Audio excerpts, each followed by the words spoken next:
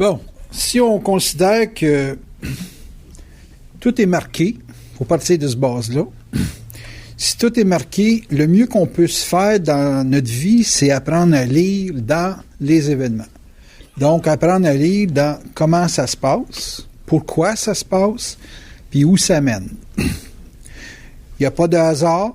Tout ce qui se passe de négatif ou de positif dans votre vie a une importance intelligente. Je ne peux pas dire que c'est bon ou c'est mauvais.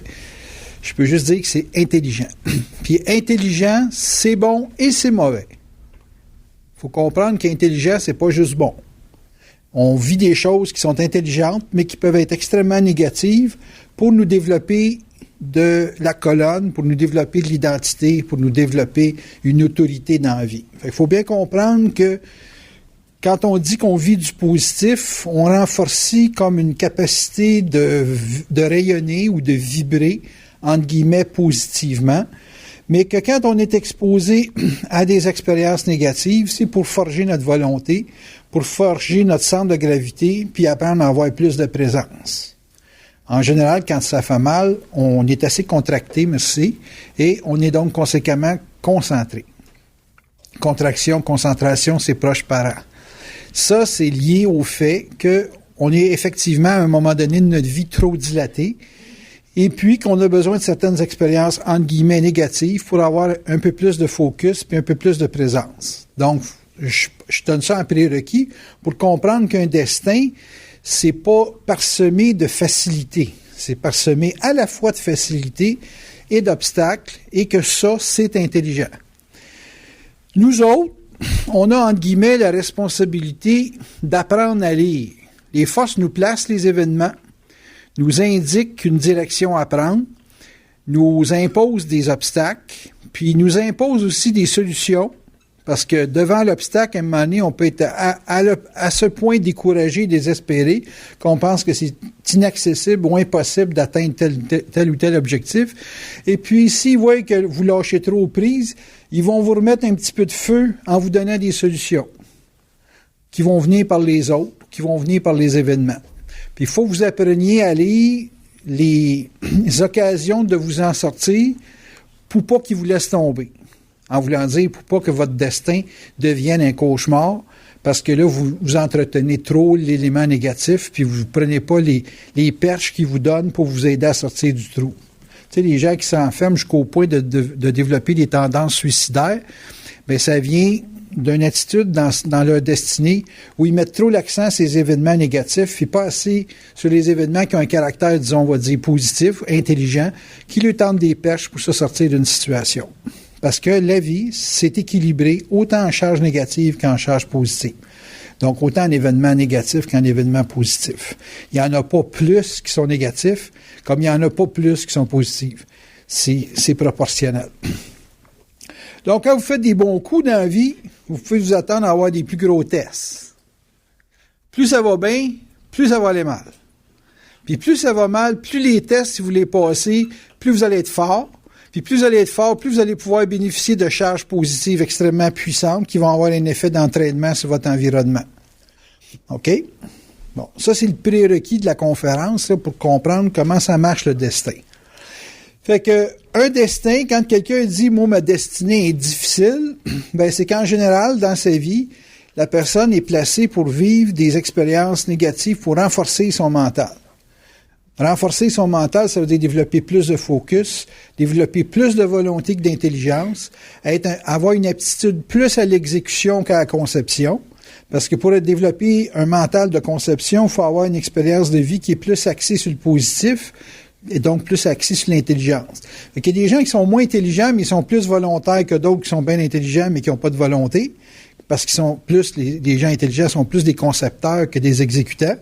Et les gens qui sont plus dans l'exécution, ben, c'est des gens qui sont nécessairement plus axés sur le focus, la concentration, et puis qui s'affichent avec beaucoup d'autorité dans les obstacles. Beaucoup de films sont faits sur des notions de courage, surtout quand on parle de films de guerre, des choses du genre.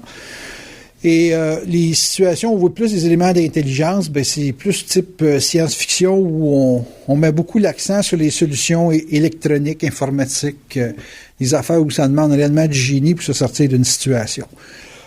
Fait que ces deux types de destinées, ça peut être mêlé un dans l'autre. Une personne ne peut pas être exclusivement intelligente puis peur de volonté. Ça ne serait pas vivable. Elle mourrait très vite. Puis tu peux pas être juste dans de la volonté parce que tu vivrais une vie carrément infernale. Et puis tu aurais des obstacles tout le temps, sans arrêt, non-stop. Il n'y a pas un être humain qui pourrait respirer là-dedans. Fait qu'il faut qu'il y ait une part d'intelligence dans votre vie, puis une part de charge négative, donc qui donne des obstacles que vous avez à vous affranchir dans la vie. Mais là où l'intelligence, dans le sens de la conscience ou de les forces apparaissent, c'est dans le comment vous traversez les obstacles. Puis c'est dans le comment vous vous servez de l'intelligence. Il y a des gens qui peuvent faire du pouvoir avec de la volonté, puis il y a des gens qui peuvent faire du pouvoir avec l'intelligence. Dans le sens que si votre vie est excessivement positive, vous pouvez devenir très hautain, très écrasant par votre indifférence puis votre nez en l'air. Comme si vous êtes extrêmement négatif, vous pouvez devenir très condescendant sur les gens qui n'ont pas de force de caractère pour s'actualiser. Et puis, dans les deux situations, excessivement négatif ou excessivement positif, vous pouvez avoir des comportements qui sont, on va dire, anti-humains, dans le sens qu'ils ne sont pas associatifs. Ça se passe comme ça commence, c'est dans l'événement qu'on situe ce phénomène-là. Quand vous venez au monde, on calcule votre carte du ciel, on fait vos prévisions sur un thème personnel à partir du moment où vous respirez. Donc, c'est à partir du moment où vous êtes en échange avec l'extérieur. OK? Ça se passe comme ça commence toujours par un échange. Fait qu'un échange avec votre environnement, même si c'est un contact, exemple, avec l'achat d'une maison, ça reste qu'il y a un changement d'environnement. Vous restez dans une maison, vous allez déménager dans une autre. Dans le nouveau type d'habitation, où la dynamique dans laquelle ça va se passer au tout début, c'est comme la respiration. L'événement, là, la journée où vous allez faire les moves, la journée où vous allez découvrir que, bon, c'est ça que vous allez faire comme mouvement, pas que vous pensez. La pensée qu'on va le faire, ça, c'est l'équivalent à la conception. Tu sais, ça prend un mois mettre un bébé au monde, là, mais c'est pas pendant le temps qu'on le pense, le bébé, puis qu'on le fait se générer, qu'il est au monde. Il est au monde au moment où il vient au monde. Fait que le temps où vous pensez, disons, exemple, acheter une maison, c'est pas un temps d'action, c'est un temps de conception. Donc, ça commence pas là. Ça peut représenter le comment vous commencez votre recherche, mais ça peut pas représenter l'achat de la maison. Vous me suivez?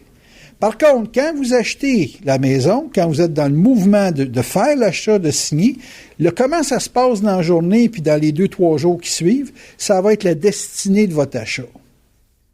Vous me suivez? Mais tu peux pas lire ta destinée avant d'avoir fait le move. Bien important, ça. Parce que vous êtes dans la conception. Le bébé peut mourir sur la table d'opération. OK? Vous pouvez arriver devant le notaire et dire, ben moi, je ne l'achète pas. Fait que, il n'y a pas de naissance, là.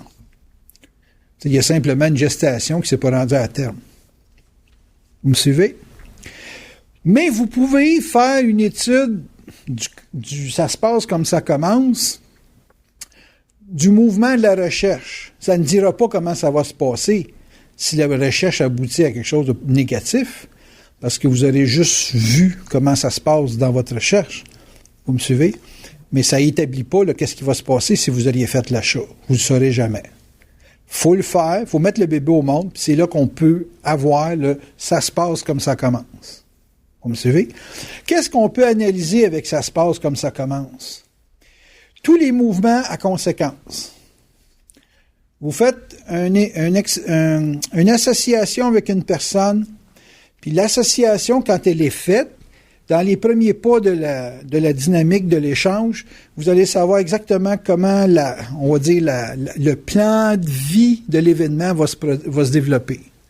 Fait que tu prends n'importe qui avec lequel tu dis, bon ben là, moi j'aimerais ça faire des affaires, ou comment ça se passe, la dynamique, si je fais des affaires avec, puis vous allez sentir dans le rapport que vous avez dans l'alliance ou dans l'association, vous allez sentir tout l'événementiel qui va se coller à l'expérience d'association. Mais ce qu'il faut comprendre, c'est que quand tu es dans un rapport avec une personne, avant de faire un mouvement qui peut avoir des conséquences sur une vie, il faut qu'il y ait des conséquences dans l'échange que tu as dans la gestation qui va prédisposer à un contrat. Tu sais, comment je dis ça? Tu sais, le contrat qu'on a là, il a été preview, là, il a été pré-développé à partir d'un événement qui correspond pas à la bourse. Je me souviens quand on avait fait une grosse perte l'année passée, j'ai 29 chats qui sont morts d'un mois. Fait qu'il y avait un rapport encore avec les chats. Les chats qui meurent, la perte, il y avait un rapport, il y avait un gros lien par rapport à ça. Ce qui veut dire que quand vous êtes capable de lire dans l'occulte, c'est qu'en général, vous êtes capable de lire dans les événements. Il y a bien des gens qui vont dire, mais non, il y a une lecture occulte. Non, j'ai pas vraiment une lecture occulte. C'est que ça, cette affaire-là, ça se passe comme ça commence, je l'ai toujours dans la tête. Je regarde toujours à l'origine d'un échange que j'ai avec quelqu'un, quel genre d'emmerde je vais avoir toute ma vie à cause que ça s'est passé de même quand ça a commencé. Comprends-tu? Fait que, tu sais, j'étais en relation avec une autre personne, là, puis ça a commencé sur une base de développement. Ça fait 6 ans, je pense, puis c'est toujours du développement, puis je peux pas imaginer que ça va passer à autre chose que du développement. OK? Fait que c'est comme, ça se passe comme ça commence. Fait que la dynamique d'une personne qui pense que ça change, faut qu'elle change la nature des événements dans son relationnel pour que ça ait un nouveau départ. Fait que ça, la vie vous permet des fois, mettons que vous êtes avec quelqu'un en couple, vous vous séparez, puis vous vous retrouvez plus tard.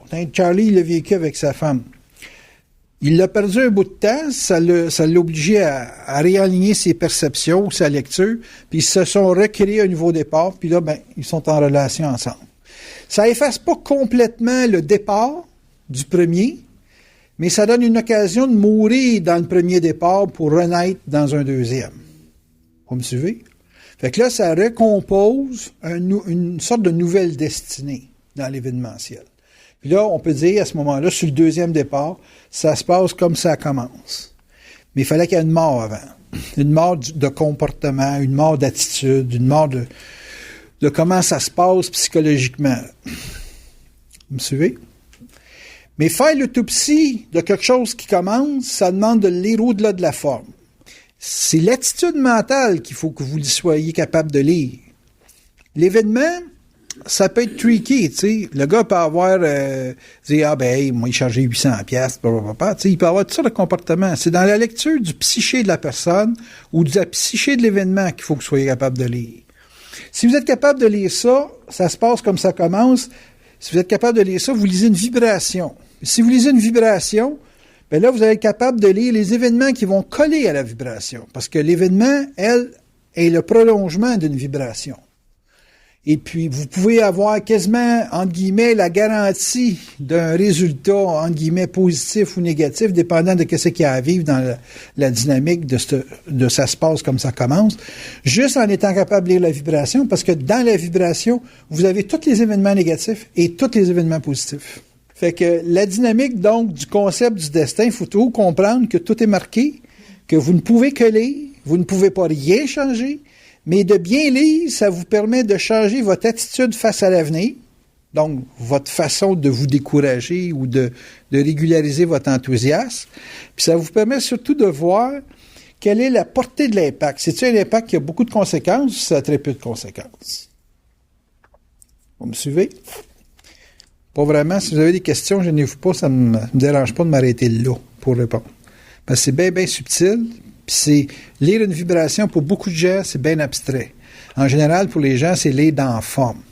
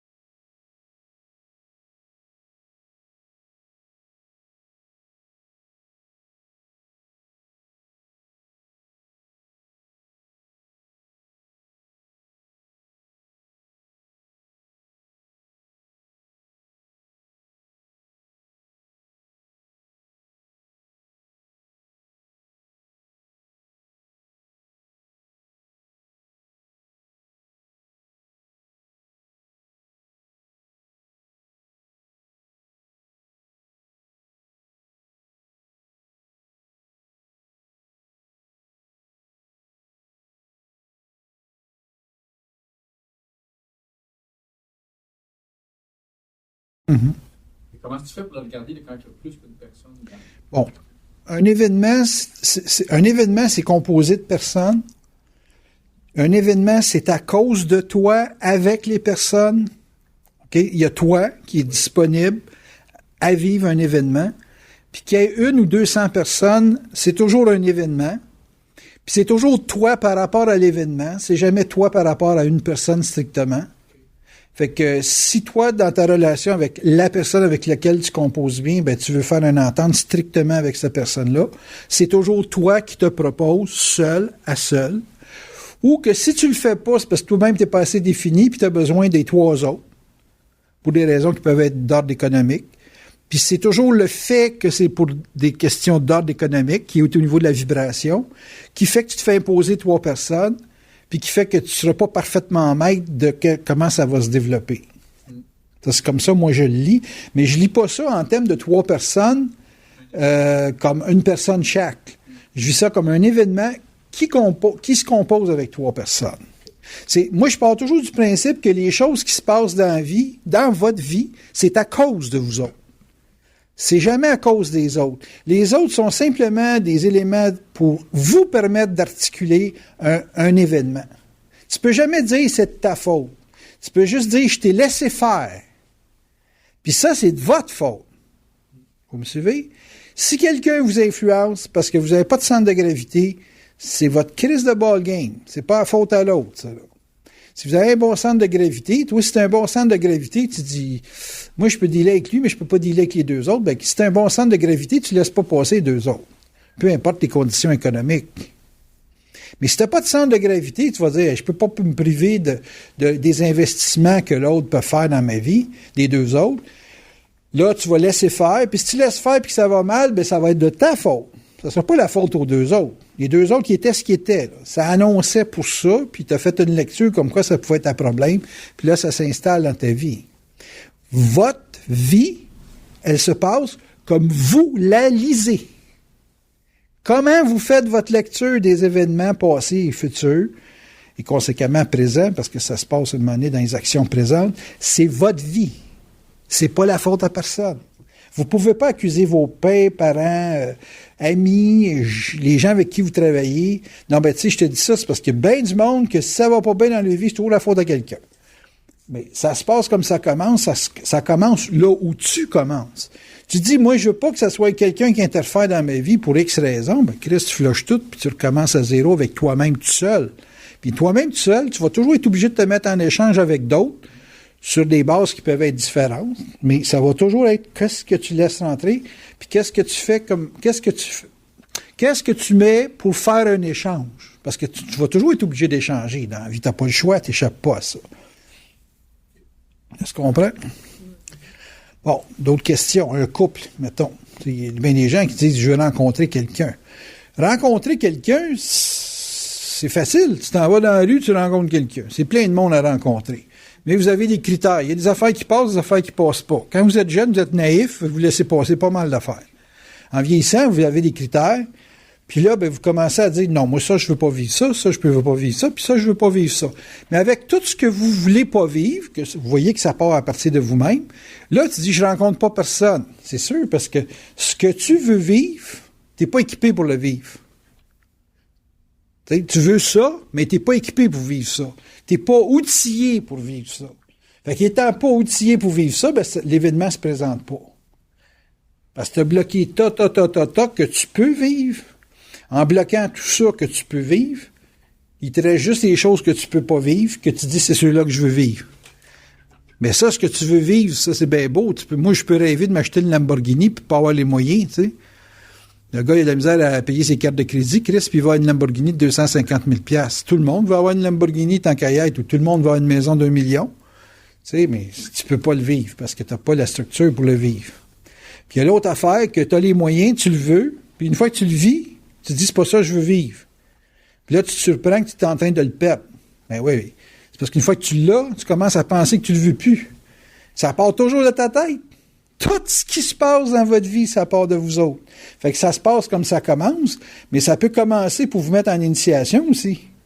Puis une initiation, c'est toujours bon, parce que ça vous fait faire des prises de conscience. Hein? On s'entend. Le gars, il dit, je veux me marier, je veux me marier, je veux me marier. Une fois qu'il est marié, au bout de 3-4 ans, il dit, sacrément, ça coûte donc bien cher.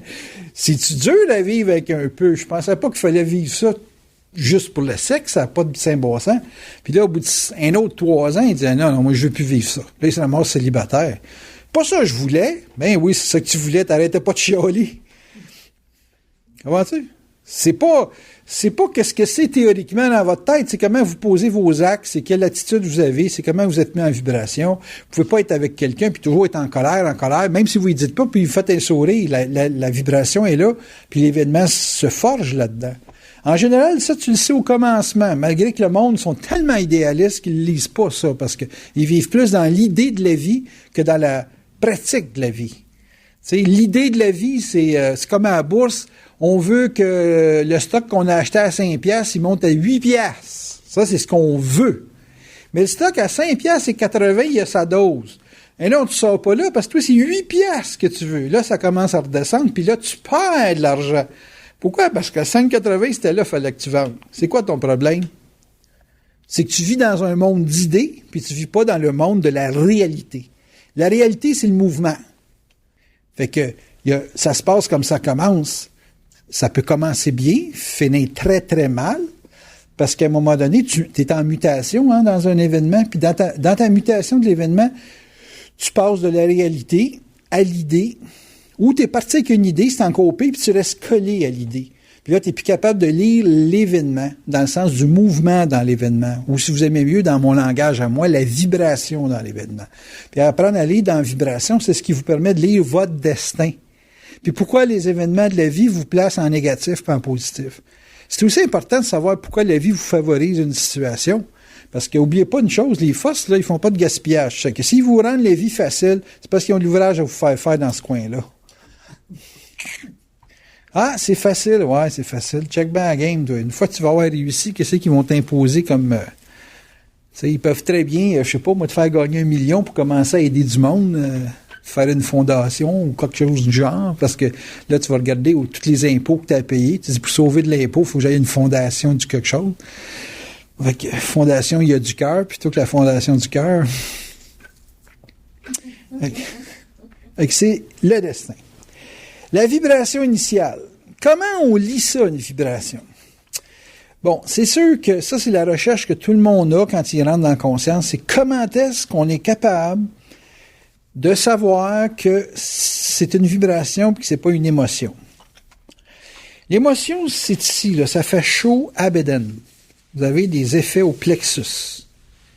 Puis en général, quand vous êtes sur une perception vibratoire, vous pouvez avoir mal à la tête, mais généralement, c'est mental. C'est réellement ici, là. Tu sais, vous ferez pas ça. Ça, c'est l'hyperacidité. Puis, si vous êtes dans une vibration, c'est à la tête que vous allez vous frotter. Tu sais, vous allez dire, bon, qu'est-ce qui se passe, là? Moi, quand j'arrive mes conférences, là, c'est pas à bédaine, je me frotte, là. C'est à la tête, là, tu sais. Puis, la vibration, ça atteint pas les régions du corps down. Ça atteint les régions du corps qui sont au niveau de la tête, donc de l'esprit, de comment la vibration descend, elle va se transformer en pensée. Puis, tu sais que la pensée qui vient, c'est eux autres, quand tu sais que c'est des pensées, ils viennent pas de toi. Quand c'est pas des pensées qui sont réflectives, dans le sens que tu peux pas réfléchir la pensée, là, c'est comme un commandement, tu sais, ça dit les choses, puis ça se négocie pas, là. Ça, c'est une vibration. Fait qu'une personne qui est capable de lire une vibration, elle lit quelque chose qui ne se réfléchit pas. Bien important, ce critère-là. Et puis, quand ça commence, n'importe quoi qui commence, ce que vous lisez dans un commencement, c'est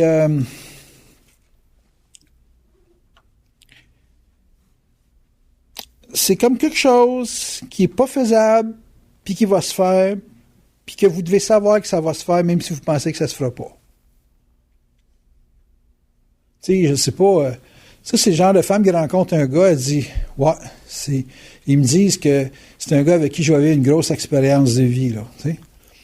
Tu dis, ça peut pas se faire. Là, après ça, ton ego embarque, puis là, tu commences à penser que tu vas le marier, puis Puis ça n'a pas besoin nécessairement de passer par cette forme-là pour que l'événement se passe.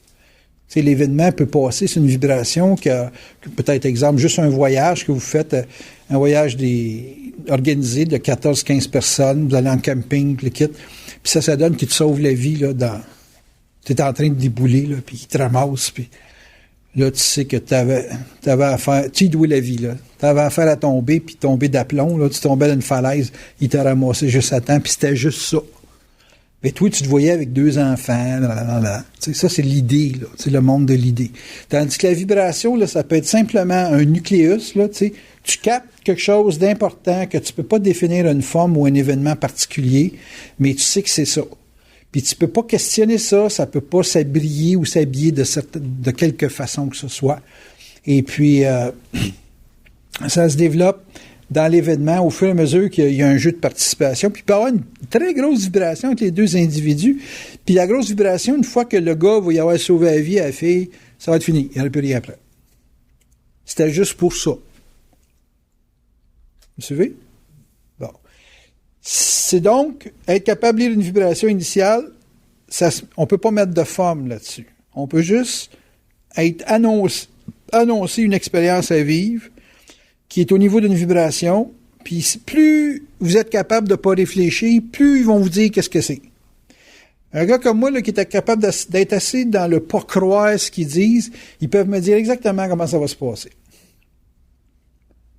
Fait que là, ça tombe dans une médiumnité, mais je deviens médium, pas parce que j'ai un talent, je suis médium simplement parce que je crois pas. Moins vous croyez les forces, plus ils sont précis.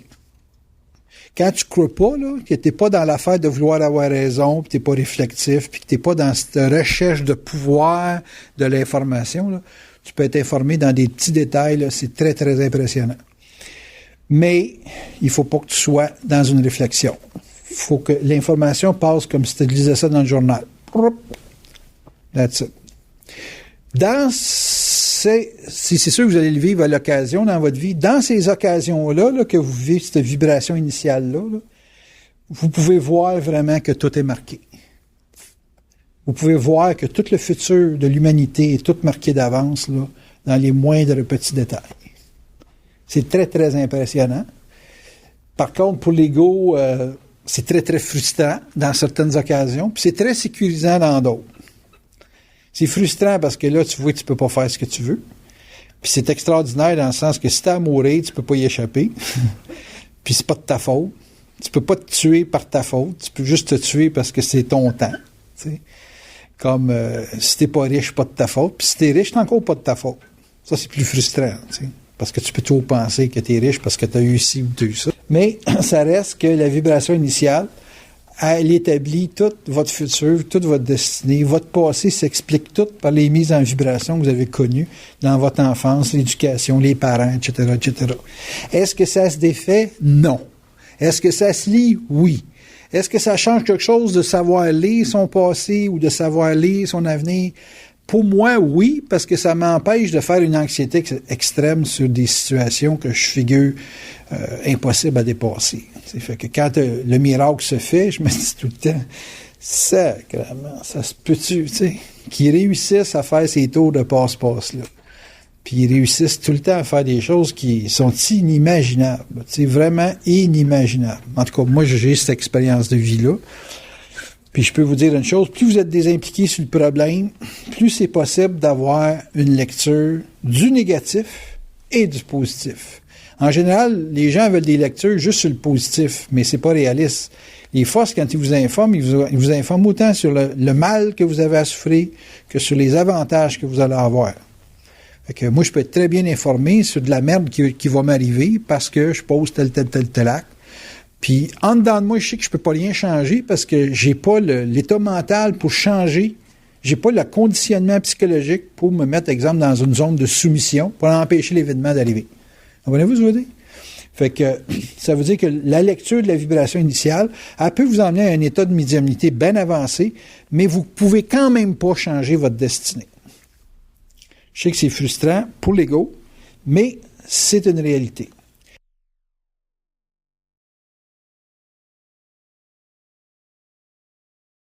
La lecture, si elle est importante, parce que là, même si vous acceptez l'idée que tout est fatal, et que les surprises que vous avez, c'est simplement une incapacité de lire, ben, si vous avez une lecture de l'avenir, c'est toujours dans l'échange, donc dans les autres, que ça va être mis en mouvement, en déclenchement. Il faut que ce soit en échange avec quelque chose qui est en mouvement dans la vie pour que la lecture se déclenche. C'est que, moi, souvent, là, ça va me parler en parlant. Je vais parler à quelqu'un. Vous me suivez? Fait que c'est comme, si tu te débarrasses de la forme, il te reste juste la vibration. Puis s'il te reste juste la vibration, c'est pas ce que tu fais ou ce que l'autre fait qui est important, c'est comment tu le vis. Puis comment tu le vis, tu sais, j'imagine qu'un gars qui est en couple, sa femme, elle fait pas trop des bons coups, puis le gars fait pas trop des bons coups. Mais de rester ensemble puis de garder l'échange en vie, ça génère un événement qui finit que c'est avantageux pour les deux. Ça se comprend-tu? Fait que, tu sais, les gens, en général, se tapent dessus parce que, bon, hey, tu fais pas ci, tu fais pas ça, papa. Mais les winners dans le lot, là, c'est sûr que malgré les obstacles, puis malgré les problèmes, ils restent ensemble, puis ils t'offrent la run. Puis l'événement d'être à deux génère quelque chose qui finit par être avantageux. Là, vous allez me dire, ouais, mais c'est pas pareil partout. Je vous dirais que c'est sûr qu'il peut y avoir un rapport de force qui s'installe, qui pourrait faire que la forme est plus importante que l'événement. Ça va tuer l'échange. Mais si vous êtes capable d'aller plus loin que la forme pour lire l'événement, vous allez avoir dans l'événement un avantage qui va finir par ressortir, qui va être bon pour les deux, parce que vous laissez faire le jeu de l'ego pour protéger l'échange. Ça se comprend? Fait que là, j'ai dépassé dans la lecture, ma lecture de l'avenir qui est dans les autres, est passée de la relation avec la forme à une relation avec l'événement. Puis c'est l'événement à travers la personne que je protège. Je protège dans le sens que je tombe pas à coup de bâton là-dessus, là. Je tombe pas comme un petit phoque. Je donne pas de coup de masse, puis je laisse aller dans l'événement pour qu'il y ait des ajustements qui puissent se faire. Comme si les erreurs, finalement, servaient juste à se comprendre ou à se faire comprendre ou à avoir une lecture de qu'est-ce qui doit se faire avec le temps, éventuellement, après beaucoup d'ajustements. Mais si vous ne permettez pas à l'échange, ou si vous ne permettez pas le couple, si vous ne permettez pas la capacité de créer ou d'engendrer une relation qui est engagée, impliquée, si vous ne permettez pas ça, vous ne pouvez pas avoir une lecture de l'avenir. Vous ne pouvez pas avoir d'opinion du couple si vous n'êtes pas en couple. Vous avez une opinion du couple quand vous êtes en couple. Puis en couple, vous avez une opinion de votre couple, de comment vous faites un couple et de comment l'autre fait un couple. Mais vous avez zéro capacité de faire une analyse du couple si vous n'êtes pas en couple ou si vous n'avez pas vécu un couple suffisamment long pour savoir vraiment qu'est-ce que vous êtes en couple. Okay. Si elle a vécu 20 ans de couple, ben elle peut parler de 20 ans de couple. Mais si elle n'est plus en couple, elle ne peut plus parler de ce qu'elle vivrait en couple parce qu'elle a peut-être changé puis elle ne vivrait plus le couple de la même façon. Hein? Okay. C'est sûr. Mais si c'est sûr que tu ne vivrais pas de la même façon, tu sais quand même pas qu'est-ce que tu vivrais parce que tu plonges pas. Puis c'est pas le club l'âge d'or qui manquerait pour aller te chatouiller ou te pincer une fesse, là, tu sais. Il y en a une couple qui dirait, wow, c'était un beau morceau, ça là, tu sais. Fait que, si tu dis non, ben tu ne sais pas qu'est-ce que tu veux en couple. Tu sais que tu veux plus quelque chose, mais tu sais pas qu'est-ce que tu veux. C'est simple de même. Qu'est-ce qui est difficile? Dans la lecture, qu'est-ce qui est difficile? Je vais vous le dire tout de suite. Le plus difficile dans une lecture, c'est de ne pas faire entrer vos idées. Vous avez des idées préconçues sur quelque chose qui devrait se faire. Vous voulez que les choses se fassent d'une certaine façon, puis c'est ces idées-là qui vous empêchent de lire. Mouvement dans le couple, part du principe que ton chum est aiguissable, il ne peut pas faire autrement, parce qu'il ne peut pas être parfait, puis que toute amélioration, c'est une raison de vivre à deux. Fait que plutôt que de vouloir un gars parfait, qui te sert parfaitement, ben tu regardes un gars parfaitement incapable de te satisfaire, qui, quand il te satisfait, c'est toujours une belle surprise. Faut pas t'être d'idée de préconçue de comment est-ce que l'autre faut qu'il soit avec toi. Si tu pars avec ça, c'est sûr qu'il y a des choses que tu peux vraiment pas endurer. Mais faut pas que tu penses que qu'est-ce que tu peux pas endurer, c'est pas endurable. Parce que c'est peut-être pas endurable à telle date, puis ça va être endurable plus tard. Chacun ses affaires, hein? On est-tu d'accord là-dessus? Bon, ben, pour pouvoir être capable de lire l'avenir, il faut que tu t'engages avec les autres. Il faut qu'il y ait quelque chose qui se mette en dynamique, là, puis t'es pogné, là. Faut que tu sois pogné. Parce que si t'es pas pogné, c'est facile, tu coupes, puis Christ, tu t'arranges, tu t'arranges. Mais quand t'es pogné, là, tu sais, t'es vraiment pogné, là, tu vis une passion ou tu vis quelque chose où t'es réellement engagé, c'est là qu'il se passe des affaires. C'est cette affaire-là. Fait que vous êtes capable de faire des lectures si vous êtes engagé. Ce qui fait que vous n'êtes pas capable de lire, c'est que vous avez un minimum d'engagement ou le piton facile pour le reset. Vous coupez trop vite.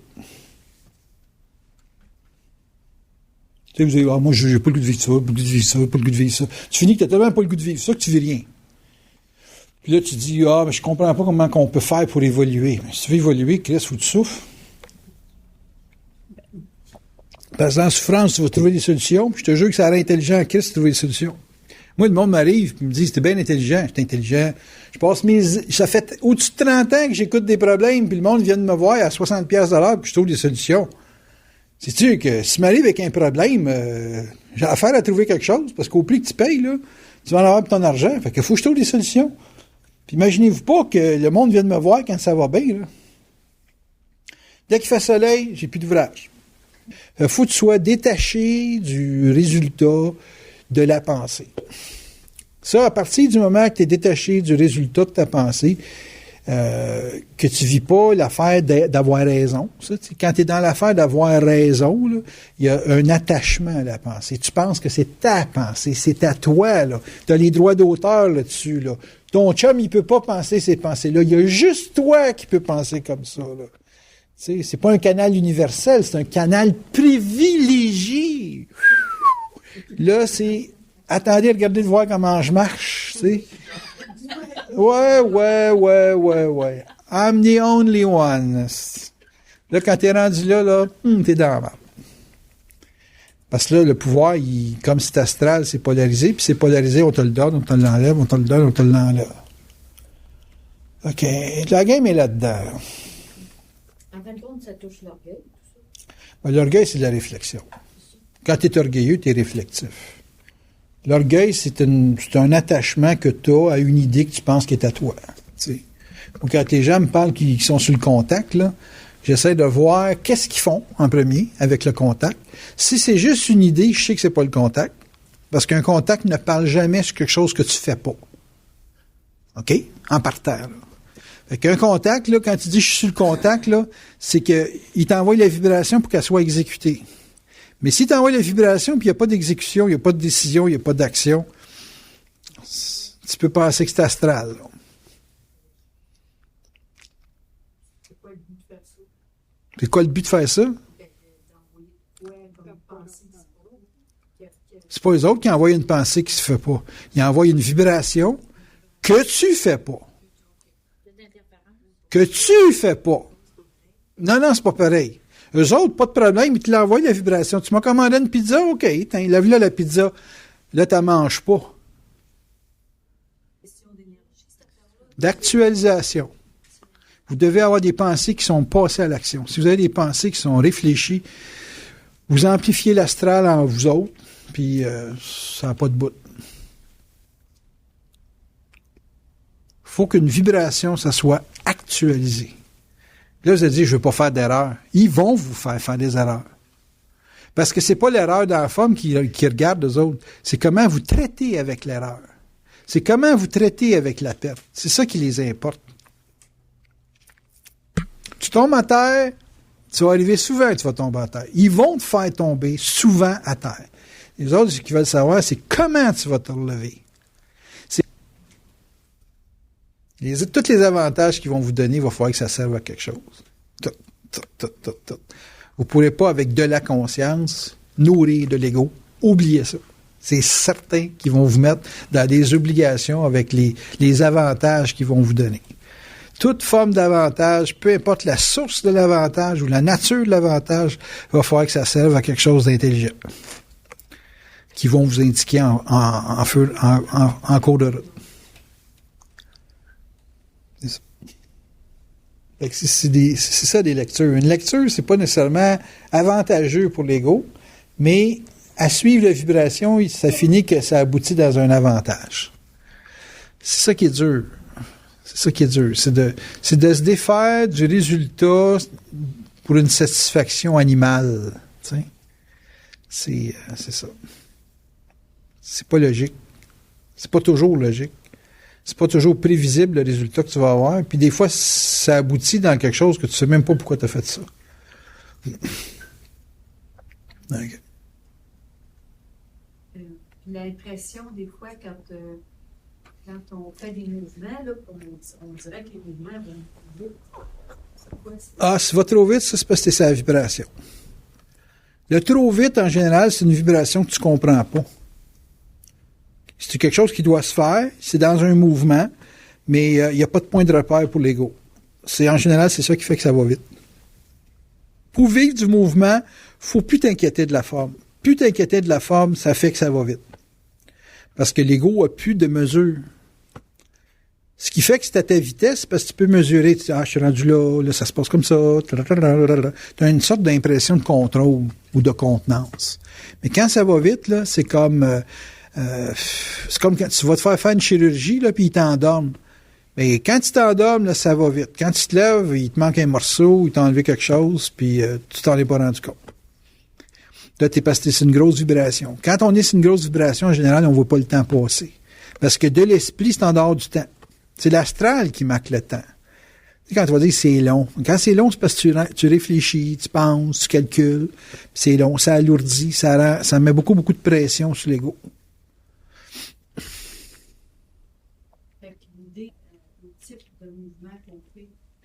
Il n'y a jamais de valeur à donner à rien. Tu vas mourir anyway. Tout ce que tu fais dans la vie, c'est ce que tu as à faire. Il n'y a pas de valeur à donner. Tu as simplement à vivre. Donner de la valeur, c'est vouloir diriger le mouvement. C'est vouloir que telle chose ait un prix. C'est comme être à la bourse, puis tu dis, je veux vendre à 5 piastres et demi. Puis les forces, ils disent 5,30. Il faut que tu vendes à 5,30. Puis là, tu viens juste de faire 30 piastres. Puis c'est niaiseux, 30 piastres. Ouais, mais c'est mieux qu'une perte de 200. T'sais. La valeur, ça, c'est quelque chose que l'ego a dans sa tête pour avoir un contrôle. Il cherche à avoir le contrôle dans une valeur. La morale sociale, elle peut donner de la valeur à une chose. Mais tu sors la morale, puis que tu rentres dans l'affaire de comment la personne vit sa vie. Okay. Moi, pour Equifax, j'étais à haut risque. Puis à haut risque, moi, je trouve ça drôle. Ben, je dis, à haut risque, je suis capable de vivre. Pour du monde, ingénieur ou quoi que ce soit, être à haut risque, là, c'est comme une faillite. Ben, tout est relatif. Moi, je trouve ça comique. C'est vrai, c'est ma vie, ça, haut risque. Ben, si tu veux embarquer en échange avec moi, il faut que tu sois capable de vivre à haut risque. Sinon, continue à laver ta vaisselle, puis tes affaires chez vous, puis à faire ça avec un Equifax à 60%. Tout est relatif. Moi, j'aime mieux ma vie que quelqu'un qui vit avec un Equifax à 80%. Je trouve ça trop métro boulot dodo. Tu me suis? C'est quoi la valeur des choses? Tu sais, la valeur, c'est bien relatif.